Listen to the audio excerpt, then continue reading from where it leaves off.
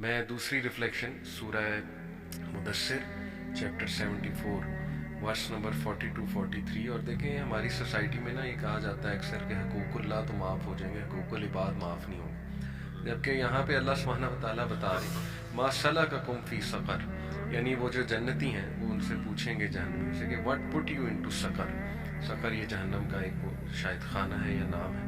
قالوا لم نک من المصلین، وہ کہیں گے ہم نماز پڑھنے والوں میں سے نہ تھے.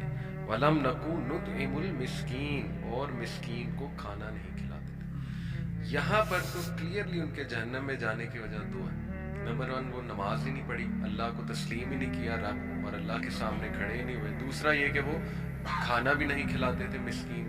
یہاں پہ میں کوٹ کرنے کو سورہ ماعون بھی، اس میں اللہ سبحانہ وتعالیٰ کہتے ہیں ارأیت الذی یکذب بالدین فذلک الذی یدعو الیتیم ولا یحض علی طعام المسکین. کیا تو نے دیکھا آخرت کے جھٹلانے والے کو کہ اس کا کیریکٹر کیسا بن جاتا ہے. یعنی نماز اور عبادات کیریکٹر بلڈنگ کرتی ہیں، اور جو ان چیزوں سے بالکل بری ہے تو پھر اس کے کیریکٹر میں فلاز آنے کی بہت چانسز ہیں.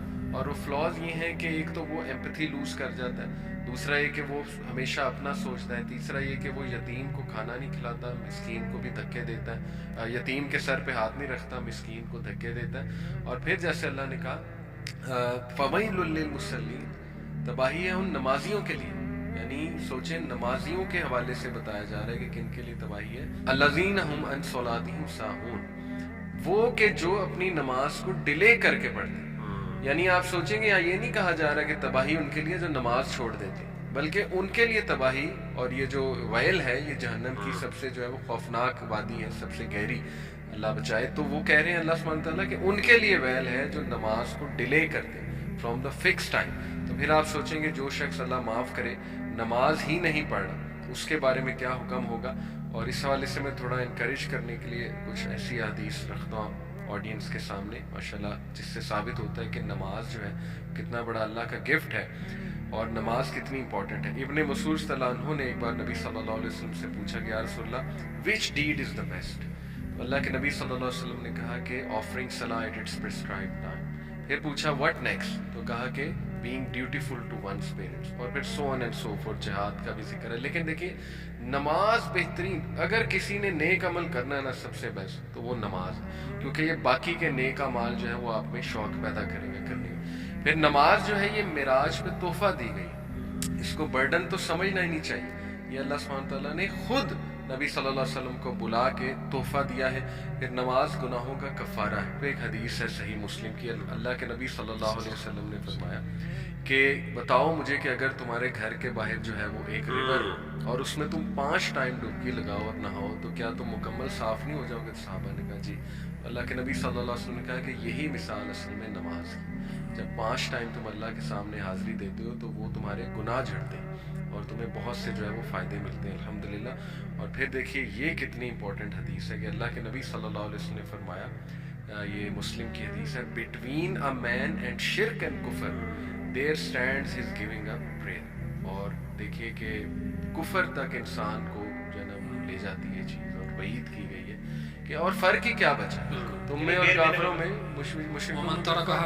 یعنی کسی اسکالر نے بڑی اچھی بات کی تھی، انہوں نے کہا تھا اگر آپ 5 ارکان کی بات کریں تو کلمہ تو ہم نے پڑھنے کی ضرورت نہیں کیونکہ ہم پیدائشی مسلمان ہیں. آگے رہ گیا جی حج بھی ہر بندے پہ فرض نہیں ہے، تب ہوگا سال میں ایک دفعہ، وہ بھی اب آج کل اتنا مہنگا ہو گیا حج، اللہ معاف کرے تو بیچارے عام لوگ تو افورڈ بھی نہیں کر سکتے. رہ گئی زکوٰۃ کا بھی نصاب جو ہے وہ عام بندہ بیچارہ افورڈ نہیں کر سکتا، سال میں ایک دفعہ وہ بھی ایک دفعہ اگر ہے بھی تو. پیچھے رہ گیا روزے اور نماز. اور روزے میں بھی اگر بندہ بیمار ہے، فار ایگزامپل بڑھاپے میں پہنچ جاتا ہے، روزہ نہیں رکھ سکتا تو وہ فدیہ دے دے، روزہ نہ رکھے. آ جا کے ایک چیز رہ جاتی ہے پیچھے نماز، اور وہ بھی اگر بندہ نہ کرے تو پھر بندے کو چھوڑی ہی نہیں جا سکتی. ایون اللہ معاف کرے کالج بھی ہوا ہے تو بندے کو لیٹ کر پڑھنی چاہیے. اور آخری بات جی بڑی ہی تھاٹ پرووکنگ کہ حوض کوثر پہ جب تشریف فرما ہوں گے اللہ کے نبی صلی اللہ علیہ وسلم تو کچھ لوگ کو نا ان سے دور کر دیا جائے گا، اور وہ لوگ ہوں گے کہ جنہوں نے ڈیزرٹ کر دیا تھا ریلیجن اور دین کو چھوڑ دیا تھا. اور نماز کو چھوڑنا دین کو چھوڑنا، دین کو ڈیزرٹ کرنا. اور پھر وہ کہ نبی صلی اللہ علیہ وسلم انہیں پہچانیں گے کیسے اپنے امتیوں کو؟ وضو کے ٹریسز جو ہوں گے ان پہ اعضاء جو وضو کے ہوں گے وہ چمک رہے ہیں. تو یہ دیکھیے ساری چیزیں مد نظر رکھتے ہوئے اسپیشلی دیکھیں کئی ہمیں عورتیں کہتی ہیں کہ پلیز میرے ہسبینڈ کو نصیحت کریں پڑھتے ہیں. وہ آگے سے کہتے ہیں نماز تو قائم کرنے کا حکم ہے, پڑھنے کا تو حکم ہے ہی نہیں. یا نماز دل کی ہوتی ہے, یا یہ کہ بس اللہ سے میری دوستی ہے, اللہ مجھے معاف کر دے گا. تو یہ سارے جو ہے نا یہ فولس پیراڈائز میں رہنے والی باتیں ہیں. قرآن is very clear on that. اللہ تعالیٰ ہمیں نمازی بنائے, ہمارے بچوں کو نمازی بنائے, اور اللہ تعالیٰ ہماری جنریشنز کو نمازی بنائے. اخیر میں آپ نے نماز کا ذکر کیا تو میں یہاں پہ ایک چھوٹی سی بات, ایک ریفلیکشن شیئر کرنا چاہتا ہوں سورہ مزمل سے. اللہ تعالیٰ نے حکم دیا یا ایھا المزمل, نبی صلی اللہ علیہ وسلم کو مزمل کہا, اور کہا قم اللیل الا قلیلا, کہ آپ رات کو قیام کیجئے مگر تھوڑا سا. تو اور نبی صلی اللہ علیہ وسلم آغاز میں بہت لمبا لمبا قیام کرتے تھے, تو جس کی وجہ سے آپ کے لیے صبح کے ٹائم ظاہر ہے آپ کی ذمہ داریاں ہوتی تھیں اور بہت سے کام ہوتے تھے, جیسے کہ آگے ان لک فی النہار سبحا طویلا کا ذکر آتا ہے کہ آپ کے لیے صبح کے ٹائم بہت سے مشغلے ہیں, بہت امپورٹنٹ کام ہیں جو آپ نے نبھانے ہوتے ہیں. اس لیے اب رات کو اپنا جو ہے وہ قیام ضرور کریں, لیکن کم یا تو آدھی رات کریں یا اس سے کم, یا اس سے تھوڑا سا زیادہ بڑھا دیں, اور قرآن مجید کی تلاوت کریں. تو نبی صلی اللہ علیہ وسلم داعیان دین کے امام ہے, سیدھی سی بات ہے, دعویٰ کے امام الدعوہ نبی صلی اللہ علیہ وسلم کی ذات ہے.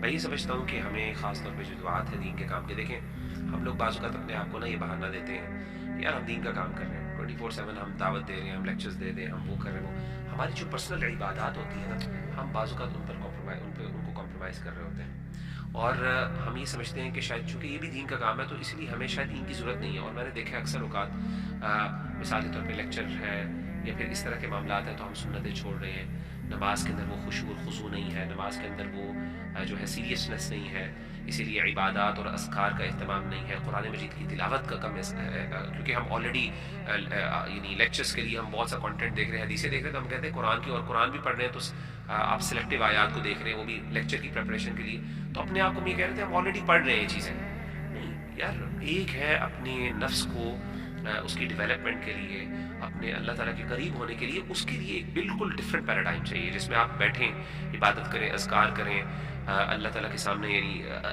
نفل ادا کریں, سنت ادا کریں, دعائیں کریں. یہ سی چیزیں جو پرسنل عبادات ہیں نا, ہم ان کو عام طور پہ نظر انداز کرتے ہیں. بلکہ مغیرہ میں سوری آپ کی بات کاٹ رہا ہوں, لیکن اس میں ایڈ کرنا چاہ رہا تھا کہ بلکہ ہمیں تو زیادہ یہ زیادہ کرنا چاہیے, اور ہمیں شاید لیکچرز تھوڑے کم کرنے چاہیے, کیونکہ اس سے پھر انسان بار بار ایک بات کر کے نا وہ خود ہلکا جاننے لگ جاتا ہے ان لوگوں چیزوں کو. ٹھیک ہے.